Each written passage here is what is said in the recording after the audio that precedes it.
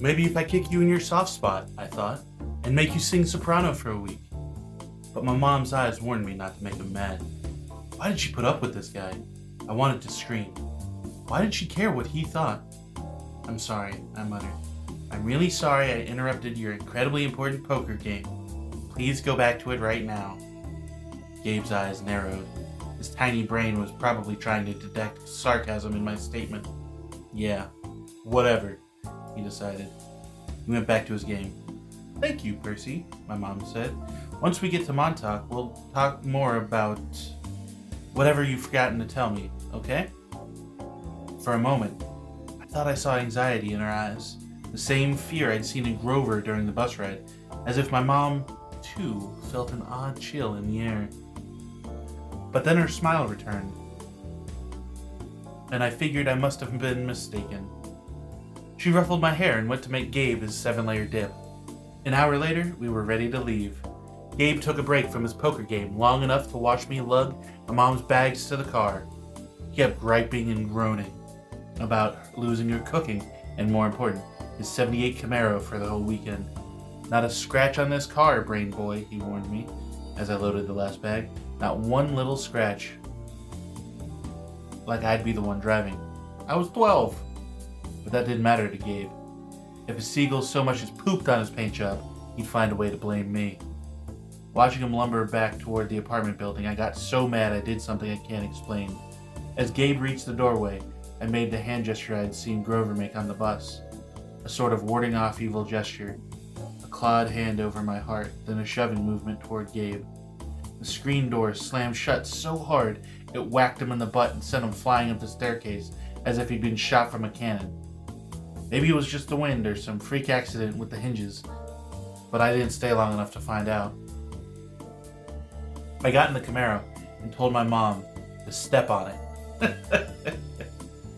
Our rental cabin was on the South Shore, way out on the tip of Long Island. It was a little pastel box with faded curtains, half sunken into the dunes. There was always sand in the sheets and spiders in the cabinets, and most of the time, the sea was too cold to swim in. I loved the place. We'd been going there since I was a baby. My mom had been going even longer. She never exactly said, but I knew why the beach was special to her. It was the place where she'd met my dad. As we got closer to Montauk, she seemed to grow younger, years of worry and work disappearing from her face. Her eyes turned the color of the sea. We got there at sunset, opened all the cabin's windows, and went through our usual cleaning routine.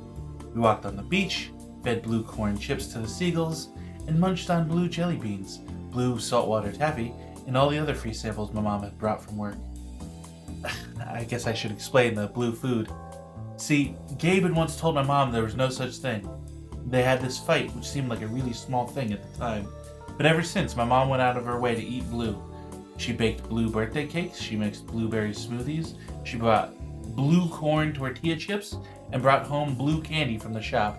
This, along with keeping her maiden name, Jackson, rather than calling herself Mrs. Uliano, was proof that she wasn't totally suckered by Gabe. She did have a rebellious streak. Like me. When it got dark, we made a fire. We roasted hot dogs and marshmallows. My mom told me stories about when she was a kid, back before her parents died in a plane crash.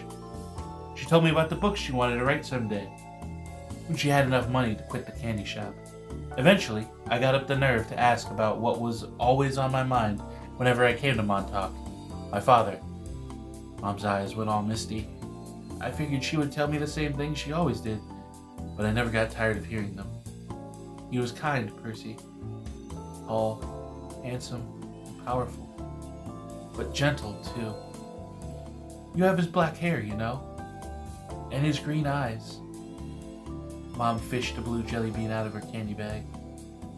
I wish he could see you, Percy. He would be so proud.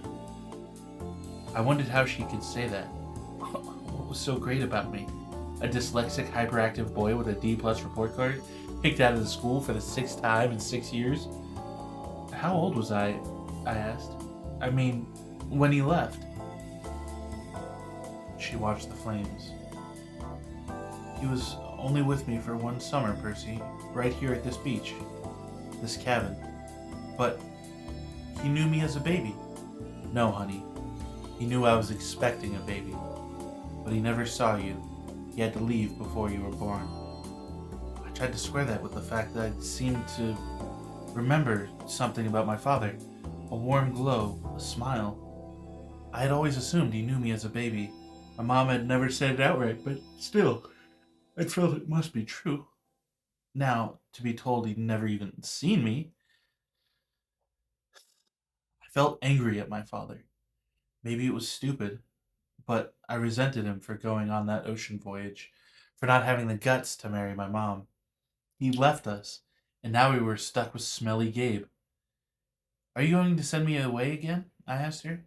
To another boarding school? She pulled a marshmallow from the fire.